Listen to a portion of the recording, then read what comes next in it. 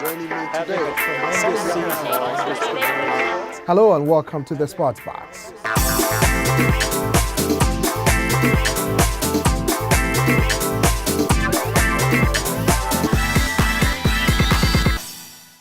Welcome to another edition of the Sports Box. So, experts, who wins the Champions League and why?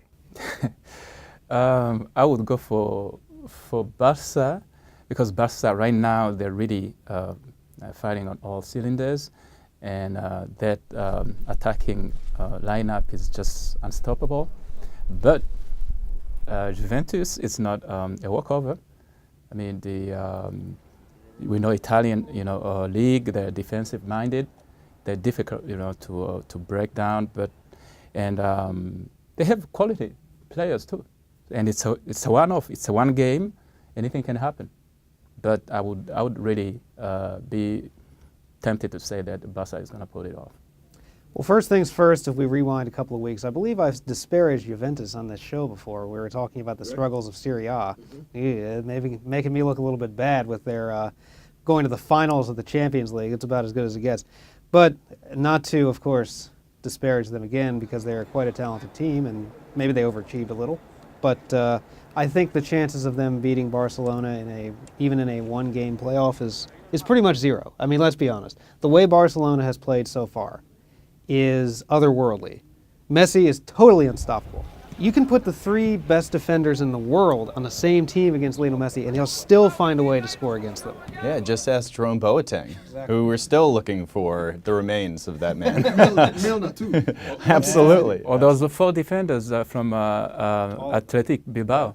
Yeah. Bilbao's entire defense was just laid to waste by Lionel Messi. It's true, and it's treble versus treble. So it's the best team in Italy, has been for a few years. Juventus, great storied history. Barcelona is the best team in the world, though. I don't think that's an arguable debate. But what is arguable is what Fidele said, which is on one day, any team can win. When you have a home and away situation, maybe Juventus could beat Barcelona. It would be tough, but one game, Juve has a much better shot than a home and away, I think. But it looks like the team in form at the moment is Barca.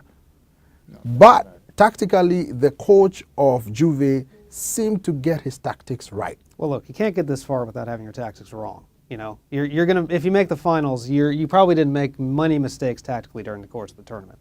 And I don't think Barca made many mistakes either, to be honest with you.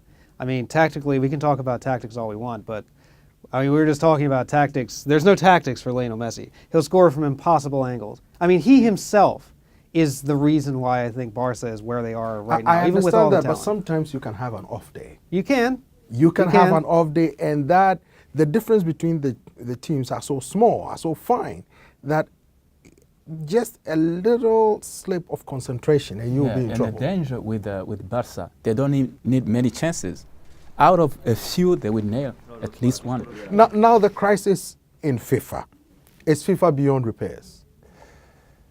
FIFA has been a mess, corrupt to the bone for so long. It's, as Piers Morgan was saying, thank you, the US, to bring, the whole thing in the open. I guess, the problem they have there is really systemic. It will take time, to correct the whole thing. But if they get a good, during the next elections, a good president, I guess this is the chance to start addressing those. But it's a rotten, it's beyond imagination. Why just don't pay your own tax, man? Everybody pays tax. The IRS will come for you if you don't pay your tax. It's as simple as that. Somebody refuses to pay tax and the whole organization is brought down. That organization is so opaque. You don't know how they operate. You don't know how much money they have. You don't know how much they get paid. It's terrible. It's like a criminal organization, I would say. Well, now we know much more based on the investigation, the FBI, Interpol's involved as well, beyond the Swiss authorities. So we know a lot more because of Chuck Blazer. So he's a turncoat now. He had a mansion at the Trump Tower or an apartment in the Trump Tower in Manhattan for his cats. So, you know, you can only push so far in this world. The karma will come back to get you, won't it? Eventually somebody's going to find the money. I mean, when you're dealing with the amounts that they did, I mean, the sheer size of the money that they took from so many people and hid, it's just, it's mind-boggling. There are governments that don't have as much money as FIFA hid from people. And Jack Warner, he says he's gonna, you know, he's gonna say it all, you know, and he has a lot of information. He's gonna turn out documents. He's gonna say everything he said. Well, he made a statement saying that he empathized with Blatter, but Blatter's position now was the position he was in 2011. The difference is he did not cause Blatter's misfortune.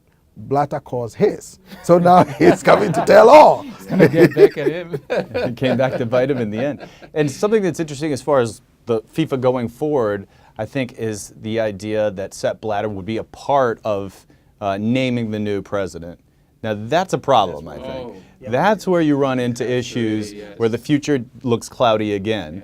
There has to be an election whether we like it or not. Folks, that's about all time will permit us today in the Sports Box. Bye for now.